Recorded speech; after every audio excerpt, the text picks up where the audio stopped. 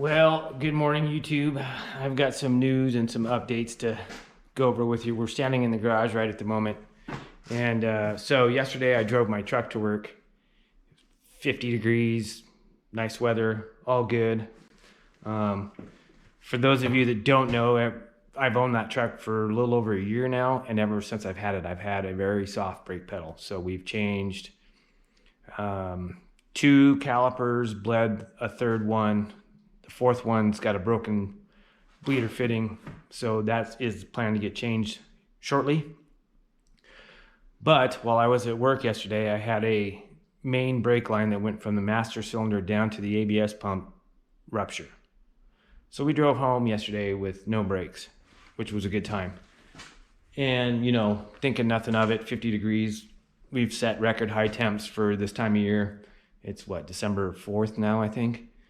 And then I get up this morning to go work on the truck, and it's doing that. So yours truly has to lay in the snow and change your brake line. I did go to the wrecking yard yesterday afternoon and picked up this factory brake line off of a 2500 Silverado, which hopefully should work. It is rusted. I know it's rusted. I just need to get something on there to get brakes. I can't have my truck down for that long. Maybe this spring we'll go through and put all the stainless steel brake lines and stuff on it. But that's kind of expensive, but probably worth it because I'm noticing some of the other lines are pretty rusted too. But for now, I just got to get that. The line that broke has been a replacement line also. I should say that. So I don't understand why that one ruptured. Anyways, that's either here nor there. So now I get to lay in the snow and change brake lines and get it to where it'll actually move and stop, because it does not want to stop. So I will talk to you guys later. Hey, what is up? What is up, YouTube? I got the brake line on earlier this morning in the snow, and then still have no brakes. Obviously, we have to bleed the system, but in order for me to do that, I had to change the caliper on this back side. As you can see, I've got the caliper and the rotor and everything off. This is a new rotor I'm going to put on because this one didn't look that good.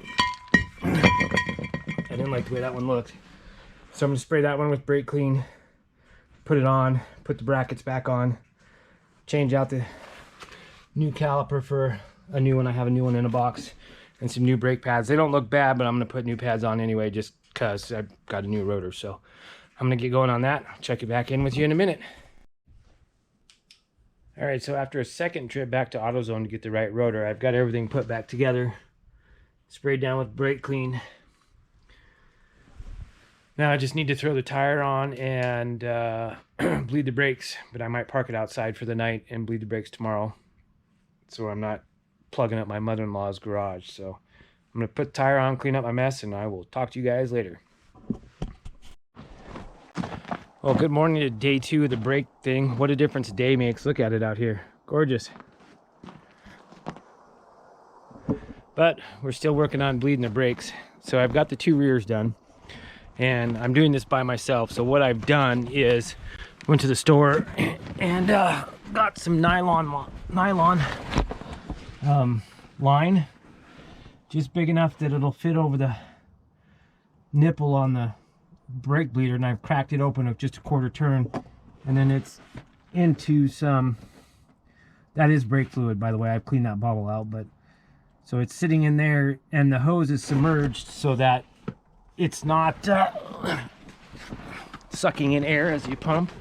That way you leave it open and it pushes the bubbles out and doesn't let air back in. So I was trying to get some snowmobile rubber fuel line, but nobody had any in stock on a Sunday. So other than that, we're just taking and slowly pumping the brakes about 10 times, and then checking it and checking our fluid levels, making sure everything's good to go.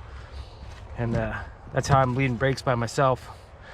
It's 15 degrees this morning when I got up, and right now it's about 26 or so. So didn't want my wife to have to come outside and do this, but I'll get these other 2 front ones done. And what I did is started in the right passenger side rear corner, because that's the farthest away from the master cylinder.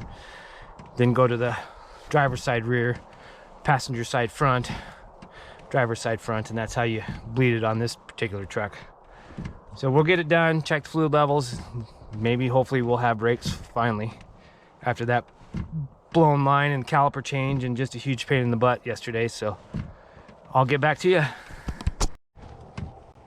All right, so we've bled all the way around twice. I had my wife come out and I was watching the clear hose looking for bubbles and stuff. So we've got everything locked up and sealed up.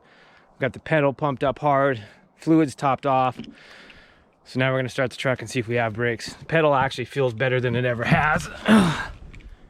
And this is kind of actually a cold start, so let's just set this back here. My battery's been acting weird, so we'll see what happens. Yeah.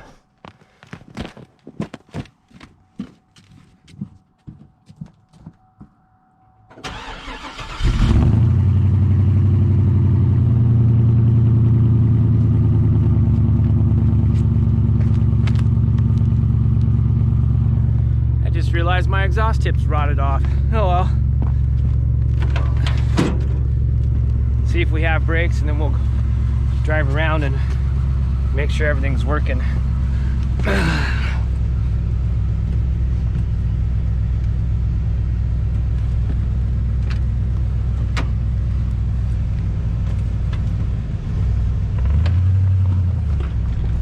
Oop, yep, there's brakes there.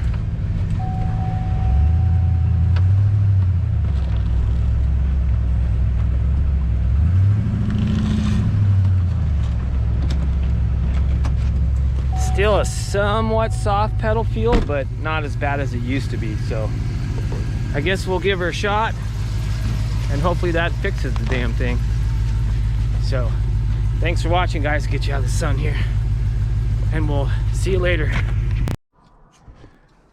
So, and by the way, with all that bleeding, this is the amount of fluid that we've put through the system, bleeding all four corners several times.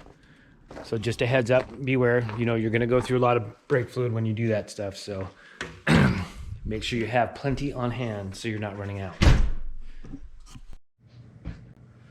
All right, so a little editor's note here. I went out and bled them for like a third or fourth time, and then ran it down the road. The parking lot down at the school is bare, so did some acceleration and hard braking, and everything felt firm. Crawled underneath, made sure everything was closed tight, checked all the lines, no leaks, no nothing. So I actually have somewhat of a firm pedal now, which is I've never had since I've owned that truck.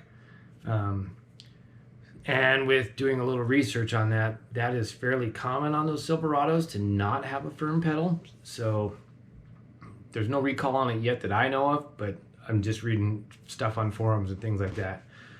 So hopefully I've got all the bugs worked out of it. It is kind of sketchy to tow with it when you can't barely stop by yourself. So we'll see what happens. But for now, it seems good. So I'm going to try and drive it for a couple days this week, especially when it's cold. The Jetta takes way too long to warm up. But I do have it for fuel mileage, so we'll see what happens. All right, guys. Thanks for watching. Be sure to like, share, subscribe, and we'll see you later. Oh, and by the way, it's 26 degrees and sunshine out right now, so there might be a couple cold starts because the C10 hasn't been started in a month and a half, and neither has the Vet. So we'll see you later.